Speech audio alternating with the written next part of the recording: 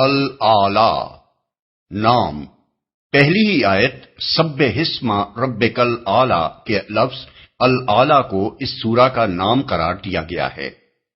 زمانہ نزول، اس کے مضمون سے بھی یہ معلوم ہوتا ہے کہ یہ بالکل ابتدائی دور کی نازل شدہ سورتوں میں سے ہے، اور آیت نمبر 6 کے یہ الفاظ بھی کہ ہم تمہیں پڑھوا دیں گے پھر تم نہیں بھولو گے، یہ بتاتے ہیں کہ یہ اس زمانے میں نازل ہوئی تھی جب رسول اللہ صلی اللہ علیہ وسلم کو ابھی وحی اخذ کرنے کی اچھی طرح مشق نہیں ہوئی تھی، اور نزول وحی کے وقت آپ کو اندیشہ ہوتا تھا کہ کہیں میں اس کے الفاظ بھول نہ جاؤں۔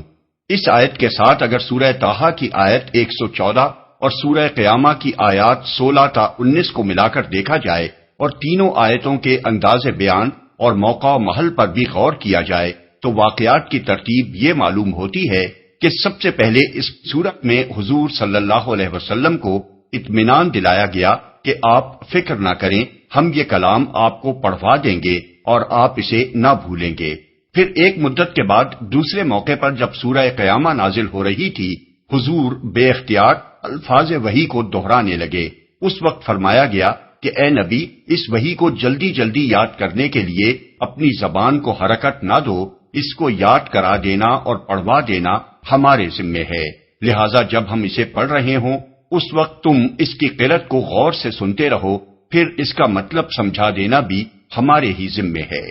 آخری مرتبہ سورہ طٰہٰ کے نزول کے موقع پر حضور صلی اللہ علیہ وسلم کو پھر بتقاضائے بشریت اندیشہ لاحق ہوا کہ یہ 113 آیتیں جو متواتر نازل ہوئی ہیں، ان میں سے کوئی چیز میرے حافظے سے نکل نہ جائے اور آپ ان کو یاد کرنے کی کوشش کرنے لگے۔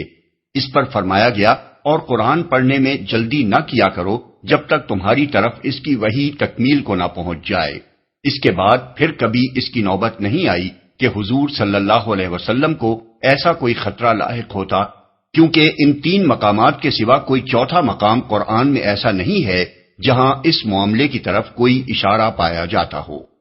موضوع اور مضمون، اس چھوٹی سی سورہ کے 3 موضوع ہیں: توحید، نبی صلی اللہ علیہ وسلم کو ہدایات، اور آخرت۔ پہلی آیت میں توحید کی تعلیم کو اس ایک فقرے میں سمیٹ دیا گیا ہے کہ اللہ تعالیٰ کے نام کی تسبیح کی جائے، یعنی اس کو کسی ایسے نام سے یاد نہ کیا جائے جو اپنے اندر کسی قسم کے نقص، عیب، کمزوری یا مخلوقات سے تشبیہ کا کوئی پہلو رکھتا ہو، کیونکہ دنیا میں جتنے بھی فاسد عقائد پیدا ہوئے ہیں ان سب کی جڑ اللہ تعالیٰ کے متعلق کوئی نہ کوئی غلط تصور ہے، جس نے اس ذات پاک کے لیے کسی غلط نام کی شکل اختیار کی ہے۔ لہذا عقیدے کی تصحیح کے لیے سب سے مقدم یہ ہے کہ اللہ جل شانہ کو صرف ان اسماء حسنی ہی سے یاد کیا جائے جو اس کے لیے موزوں اور مناسب ہیں۔ اس کے بعد 3 آیتوں میں بتایا گیا ہے کہ تمہارا رب جس کے نام کی تسبیح کا حکم دیا جا رہا ہے وہ ہے جس نے کائنات کی ہر چیز کو پیدا کیا، اس کا تناسب قائم کیا، اس کی تقدیر بنائی، اسے وہ کام انجام دینے کی راہ بتائی جس کے لیے وہ پیدا کی گئی ہے، اور تم اپنی آنکھوں سے اس کی قدرت کا یہ کرشمہ دیکھ رہے ہو کہ وہ زمین پر نباتات کو پیدا بھی کرتا ہے اور پھر انہیں خس و خاشاک بھی بنا دیتا ہے۔ کوئی ہستی نہ بہار لانے پر قادر ہے نہ خزاں کو آنے سے روک سکتی ہے۔ پھر 2 آیتوں میں رسول اللہ صلی اللہ علیہ وسلم کو ہدایت فرمائی گئی ہے کہ آپ اس فکر میں نہ پڑیں کہ یہ قرآن جو آپ پر نازل کیا جا رہا ہے یہ لفظ بلفظ آپ کو یاد کیسے رہے گا، اس کو آپ کے حافظے میں محفوظ کر دینا ہمارا کام ہے، اور اس کا محفوظ رہنا آپ کے کسی ذاتی کمال کا نتیجہ نہیں بلکہ ہمارے فضل کا نتیجہ ہے، ورنہ ہم چاہیں تو اسے بھلا دیں۔ اس کے بعد رسول اللہ صلی اللہ علیہ وسلم سے فرمایا گیا ہے کہ آپ کے سپرد ہر ایک کو راہ راست پر لے آنے کا کام نہیں کیا گیا ہے، بلکہ آپ کا کام بس حق کی تبلیغ کر دینا ہے، اور تبلیغ کا سیدھا سادہ طریقہ یہ ہے کہ جو نصیحت سننے اور قبول کرنے کے لیے تیار ہو اسے نصیحت کی جائے، اور جو اس کے لیے تیار نہ ہو اس کے پیچھے نہ پڑا جائے۔ جس کے دل میں گمراہی کے انجام بد کا خوف ہوگا وہ حق بات کو سن کر قبول کر لے گا، اور جو بدبخت اسے سننے اور قبول کرنے سے گریز کرے گا وہ اپنا برا انجام خود دیکھ لے گا۔ آخر میں کلام کو اس بات پر ختم کیا گیا ہے کہ فلاح صرف ان لوگوں کے لیے ہے جو عقائد، اخلاق اور اعمال کی پاکیزگی اختیار کریں اور اپنے رب کا نام یاد کر کے نماز پڑھیں، لیکن لوگوں کا حال یہ ہے کہ انہیں ساری فکر بس اسی دنیا کے آرام و آسائش اور فائدوں اور لذتوں کی ہے، حالانکہ اصل فکر آخرت کی ہونی چاہیے، کیونکہ دنیا فانی ہے اور آخرت باقی، اور دنیا کی نعمتوں سے آخرت کی نعمتیں بدرجہ بڑھ کر ہیں۔ یہ حقیقت صرف قرآن ہی میں نہیں بتائی جا رہی ہے، بلکہ حضرت ابراہیم علیہ السلام اور حضرت موسیٰ علیہ السلام کے صحیفوں میں بھی انسان کو اسی حقیقت سے آگاہ کیا گیا تھا۔ بسم اللہ الرحمن الرحیم۔ شروع اللہ کے نام سے جو رحمان و رحیم ہے۔ سبح اسم ربک الاعلی الذی خلق فسوى والذی قدر فہدى والذی اخرج المرعى فجعله غثاء احوى۔ اے نبی، اپنے رب برتر کے نام کی تسبیح کرو، جس نے پیدا کیا اور تناسب قائم کیا، جس نے تقدیر بنائی پھر راہ دکھائی، جس نے نباتات اگائی پھر ان کو سیاہ کوڑا کرکٹ بنا دیا۔ تسبیح کرو لفظی ترجمہ ہوگا اپنے رب برتر کے نام کو پاک کرو۔ اس کے کئی مفہوم ہو سکتے ہیں اور وہ سبھی مراد ہیں۔ نمبر 1، اللہ تعالیٰ کو ان ناموں سے یاد کیا جائے جو اس کے لائق ہیں، اور ایسے نام اس کی ذات برتر کے لیے استعمال نہ کیے جائیں جو اپنے معنی اور مفہوم کے لحاظ سے اس کے لیے موزوں نہیں ہیں، یا جن میں اس کے لیے نقص یا گستاخی یا شرک کا کوئی پہلو نکلتا ہے، یا جن میں اس کی ذات یا صفات یا افعال کے بارے میں کوئی غلط عقیدہ پایا جاتا ہے۔ اس غرض کے لیے محفوظ ترین صورت یہ ہے کہ اللہ تعالیٰ کے لیے وہی نام استعمال کیے جائیں جو اس نے خود قرآن مجید میں بیان فرمائے ہیں، یا جو دوسری زبان میں ان کا صحیح ترجمہ ہو۔ نمبر 2، اللہ کے لیے مخلوقات کے سے نام یا مخلوقات کے لیے اللہ کے ناموں جیسے نام استعمال نہ کیے جائیں، اور اگر کچھ صفاتی نام ایسے ہوں جو اللہ تعالیٰ کے لیے خاص نہیں ہیں بلکہ بندوں کے لیے بھی ان کا استعمال جائز ہے، مثلا رؤوف، رحیم، کریم، سمیع، بصیر وغیرہ، تو ان میں یہ احتیاط ملحوظ رہنی چاہیے کہ بندے کے لیے ان کا استعمال اس طریقے پر نہ ہو جس طرح اللہ کے لیے ہوتا ہے۔ نمبر 3، اللہ کا نام ادب اور احترام کے ساتھ لیا جائے، کسی ایسے طریقے پر یا ایسی حالت میں نہ لیا جائے جو اس کے احترام کے منافی ہو، مثلا ہنسی مذاق میں یا بیت الخلاء میں، یا کوئی گناہ کرتے ہوئے اس کا نام لینا، یا ایسے لوگوں کے سامنے اس کا ذکر کرنا جو اسے سن کر گستاخی پر اتر آئیں، یا ایسی مجلسوں میں اس کا نام لینا جہاں لوگ بےہودگیوں میں مشغول ہوں اور اس کا ذکر سن کر مذاق میں اڑا دیں، یا ایسے موقع پر اس کا نام پاک زبان پر لانا جہاں اندیشہ ہو کہ سننے والا اسے ناگواری کے ساتھ سنے گا۔ امام مالک کے حالات میں منقول ہے کہ جب کوئی سائل ان سے کچھ مانگتا اور وہ اس وقت اسے کچھ نہ دے سکتے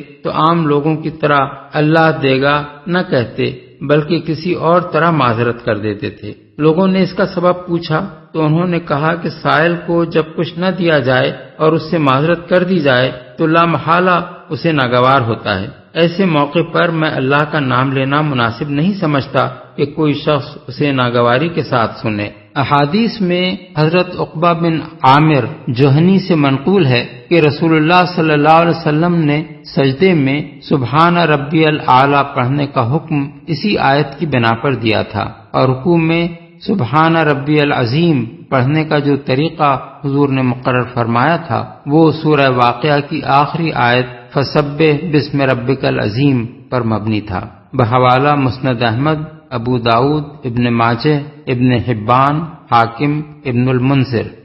تناسب قائم کیا،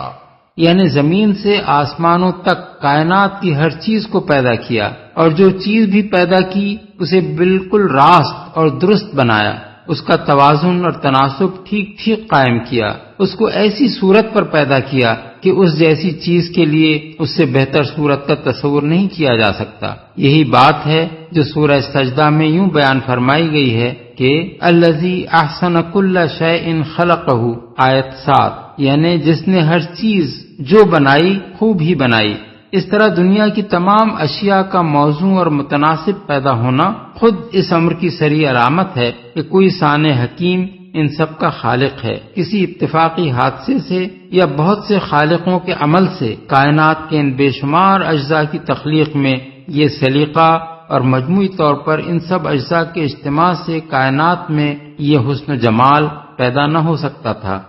تقدیر بنائی،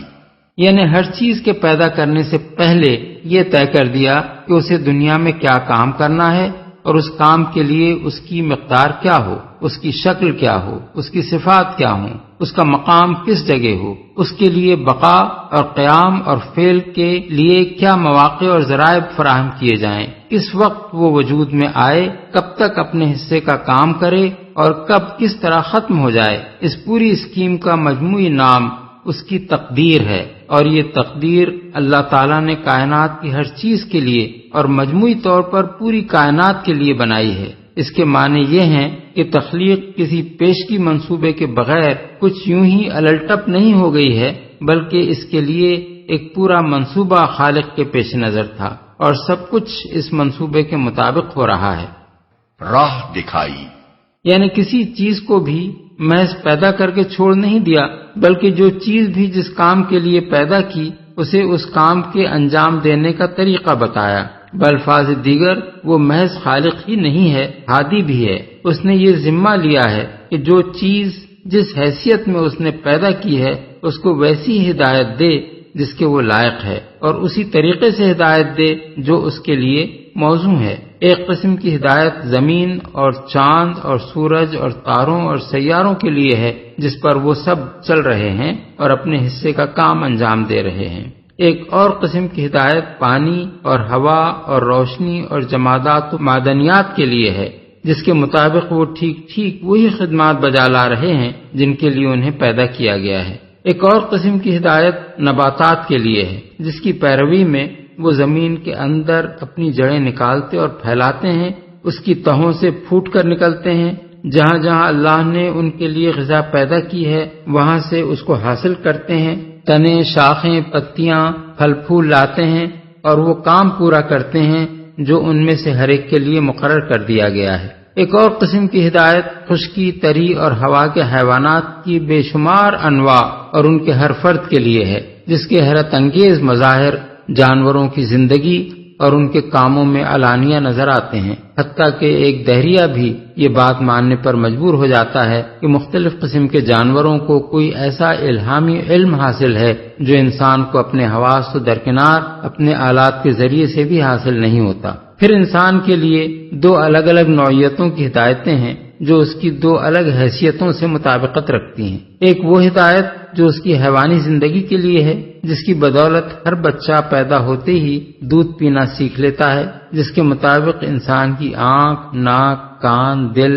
دماغ، پھیپھڑے، گردے، جگر، معدہ، آنتیں، اعصاب، رگیں اور شریانیں سب اپنا اپنا کام کیے جا رہے ہیں، بغیر اس کے کہ انسان کو اس کا شعور ہو یا اس کے ارادے کا ان اعضاء کے کاموں میں کوئی دخل ہو۔ یہی ہدایت ہے جس کے تحت انسان کے اندر بچپن،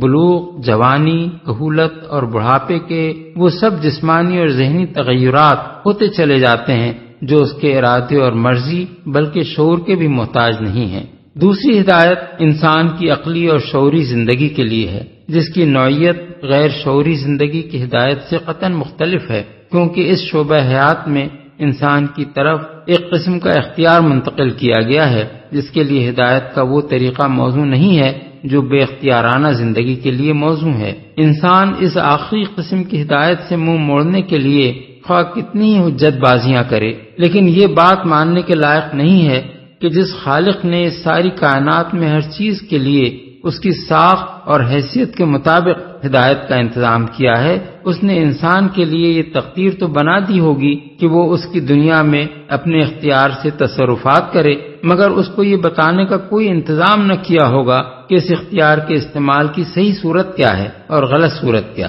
نباتات اگائیں، اصل میں لفظ مرعا استعمال ہوا ہے جو جانوروں کے چارے کے لیے بولا جاتا ہے، لیکن سیاق عبارت سے ظاہر ہوتا ہے کہ یہاں صرف چارہ مراد نہیں ہے بلکہ ہر قسم کی نباتات مراد ہیں جو زمین سے اگتی ہیں۔ کوڑا کرکٹ بنا دیا،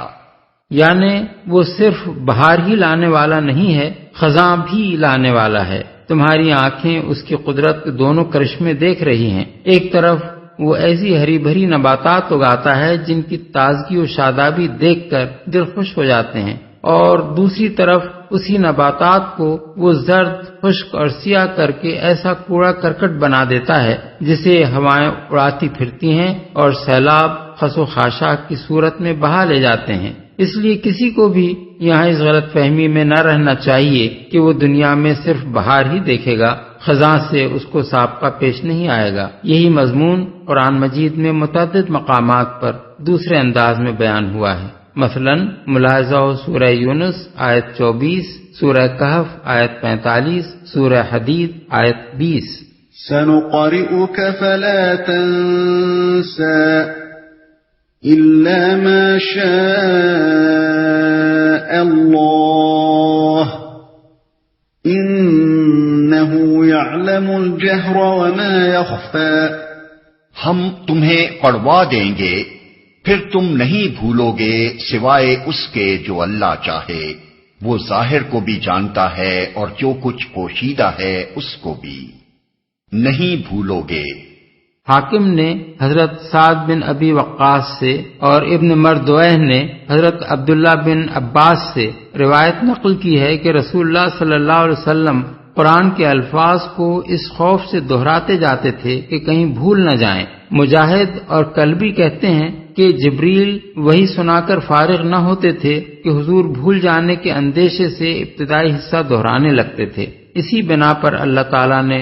نبی صلی اللہ علیہ وسلم کو یہ اطمینان دلایا کہ وحی کے نزول کے وقت آپ خاموشی سے سنتے رہیں، ہم آپ کو اسے پڑھوا دیں گے اور وہ ہمیشہ کے لیے آپ کو یاد ہو جائے گی۔ اس بات کا کوئی اندیشہ آپ نہ کریں کہ اس کا کوئی لفظ بھی آپ بھول جائیں گے۔ یہ تیسرا موقع ہے جہاں رسول اللہ صلی اللہ علیہ وسلم کو وحی اخذ کرنے کا طریقہ سکھایا گیا ہے۔ اس سے پہلے کے دو مواقع سورہ طٰہٰ آیت 114 اور سورہ قیامہ آیات 16 تا 19 میں گزر چکے ہیں۔ اس آیت سے یہ بات ثابت ہوتی ہے کہ قرآن جس طرح معجزے کے طور پر حضور صلی اللہ علیہ وسلم پر نازل کیا گیا تھا، اسی طرح معجزے کے طور پر ہی اس کا لفظ آپ کے حافظے میں محفوظ بھی کر دیا گیا تھا، اور اس بات کا کوئی امکان باقی نہیں رہنے دیا گیا تھا کہ آپ اس میں سے کوئی چیز بھول جائیں یا اس کے کسی لفظ کی جگہ کوئی دوسرا ہم معنی لفظ آپ کی زبان مبارک سے ادا ہو جائے۔ جو اللہ چاہے۔ اس فقرے کے دو مطلب ہو سکتے ہیں، ایک یہ کہ پورے قرآن کا لفظ بلفظ آپ کے حافظے میں محفوظ ہو جانا آپ کی اپنی قوت کا کرشمہ نہیں ہے بلکہ اللہ کے فضل اور اس کی توفیق کا نتیجہ ہے، ورنہ اللہ چاہے تو اسے بھلا سکتا ہے۔ یہ وہی مضمون ہے جو دوسری جگہ قرآن مجید میں یوں بیان کیا گیا ہے، وَلَئِن شِئْنَا لَنَذْهَبَنَّ بِالَّذِي أَوْحَيْنَا إِلَيْكَ، سورہ بنی اسرائیل آیت 86، یعنی اگر ہم چاہیں تو وہ سب کچھ تم سے چھین لیں جو ہم نے وحی کے ذریعے سے تمہیں عطا کیا ہے۔ دوسرا مطلب یہ بھی ہو سکتا ہے کہ کبھی وقتی طور پر آپ کو نسیان لاحق ہو جانا اور آپ کا کسی آیت یا لفظ کو کسی وقت بھول جانا اس وعدے سے مستثنا ہے۔ وعدہ جس بات کا کیا گیا ہے وہ یہ ہے کہ آپ مستقل طور پر قرآن کے کسی لفظ کو نہیں بھول جائیں گے۔ اس مفہوم کی تائید صحیح بخاری کی اس روایت سے ہوتی ہے کہ ایک مرتبہ صبح کی نماز پڑھاتے ہوئے رسول اللہ صلی اللہ علیہ وسلم قرأت کے دوران میں ایک آیت چھوڑ گئے۔ نماز کے بعد حضرت ابی بن کعب نے پوچھا، کیا یہ آیت منسوخ ہو چکی ہے؟ حضور نے فرمایا، نہیں، میں بھول گیا تھا۔ جو کچھ پوشیدہ ہے اس کو بھی۔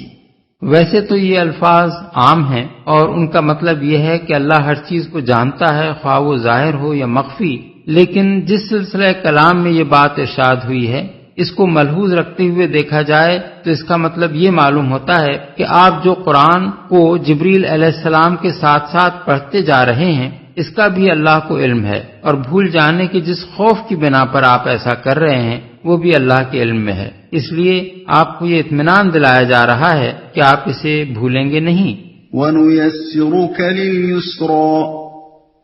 فَذَكِّرْ إِن نَّفَعَتِ الذِّكْرَى، اور ہم تمہیں آسان طریقے کی سہولت دیتے ہیں، لہذا تم نصیحت کرو اگر نصیحت نافع ہو۔ عام طور پر مفسرین نے ان دو فقروں کو الگ الگ سمجھا ہے۔ پہلے فقرے کا مطلب انہوں نے یہ لیا ہے کہ ہم تمہیں ایک آسان شریعت دے رہے ہیں جس پر عمل کرنا سہل ہے، اور دوسرے فقرے کا یہ مطلب لیا ہے کہ نصیحت کرو اگر وہ نافع ہو۔ لیکن ہمارے نزدیک فذکر کا لفظ دونوں فقروں کو باہم مربوط کرتا ہے، اور بعد کے فقرے کا مضمون پہلے فقرے کے مضمون پر مترتب ہوتا ہے۔ اس لیے ہم اس ارشاد الہی کا مطلب یہ سمجھتے ہیں کہ اے نبی، ہم تبلیغ دین کے معاملے میں تم کو کسی مشکل میں نہیں ڈالنا چاہتے کہ تم بہروں کو سناؤ اور اندھوں کو راہ دکھاؤ، بلکہ ایک آسان طریقہ تمہارے لیے میسر کیے دیتے ہیں، اور وہ یہ ہے کہ نصیحت کرو جہاں تمہیں یہ محسوس ہو کہ کوئی اس سے فائدہ اٹھانے کے لیے تیار ہے۔ اب رہی یہ بات کہ کون اس سے فائدہ اٹھانے کے لیے تیار ہے اور کون نہیں ہے، تو ظاہر ہے اس کا پتہ تبلیغ عام ہی سے چل سکتا ہے۔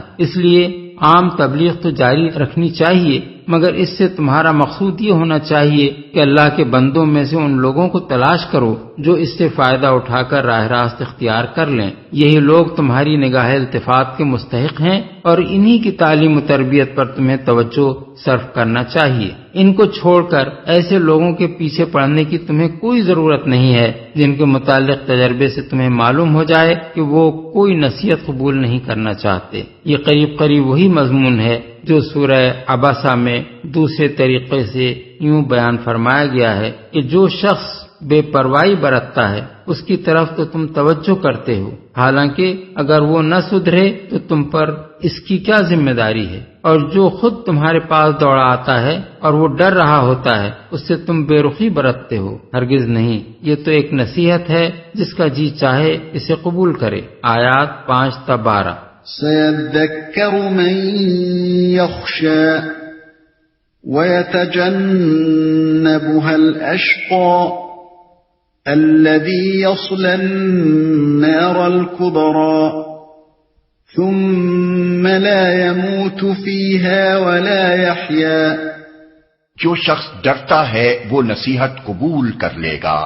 اور اس سے گریز کرے گا وہ انتہائی بدبخت جو بڑی آگ میں جائے گا،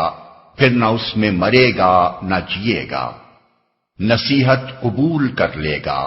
یعنی جس شخص کے دل میں خدا کا خوف اور انجام بد کا اندیشہ ہوگا، اسی کو یہ فکر ہوگی کہ کہیں میں غلط راستے پر تو نہیں جا رہا ہوں، اور وہی اللہ کے اس بندے کی نصیحت کو توجہ سے سنے گا جو اسے ہدایت اور گمراہی کا فرق اور فلاح و سعادت کا راستہ بتا رہا ہو۔ مرے گا نہ جیے گا،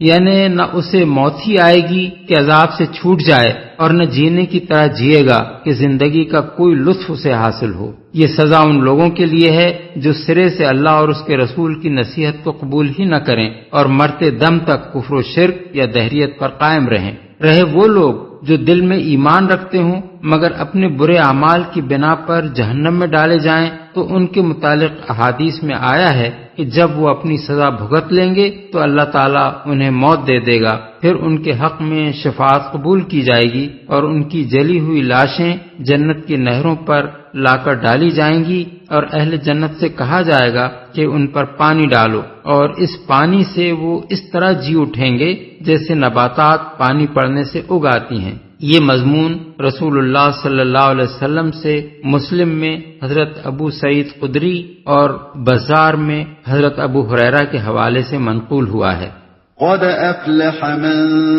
تزكى وذكر اسم ربه فصلى۔ فلاح پا گیا وہ جس نے پاکیزگی اختیار کی اور اپنے رب کا نام یاد کیا پھر نماز پڑھی۔ پاکیزگی اختیار کی،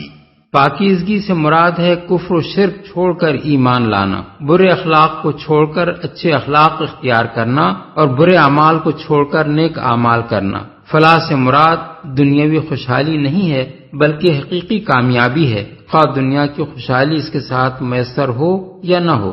رب کا نام یاد کیا۔ یاد سے مراد دل میں بھی اللہ کو یاد کرنا ہے اور زبان سے بھی اس کا ذکر کرنا ہے۔ دونوں چیزیں ذکر الہی کی تعریف میں آتی ہیں۔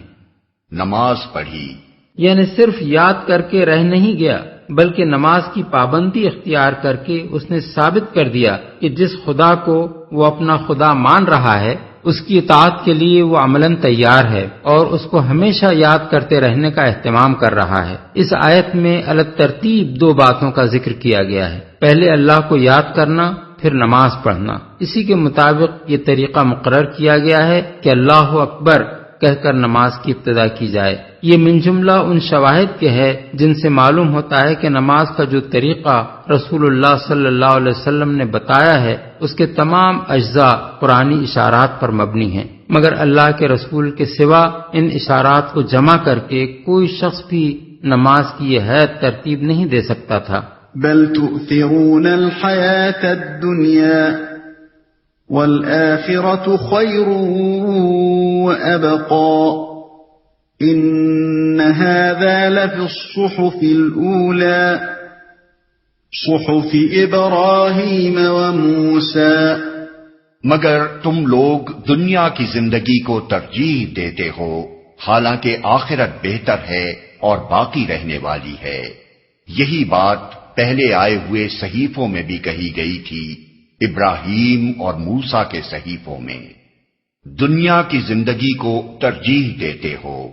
یعنی تم لوگوں کی ساری فکر بس دنیا اور اس کی راحت و آسائش اور اس کے فائدوں اور لذتوں کے لیے ہے۔ یہاں جو کچھ حاصل ہو جائے تم سمجھتے ہو کہ بس وہی اصل فائدہ ہے جو تمہیں حاصل ہو گیا، اور یہاں جس چیز سے محروم رہے تمہارا خیال ہے کہ بس وہی اصل نقصان ہے جو تمہیں پہنچ گیا۔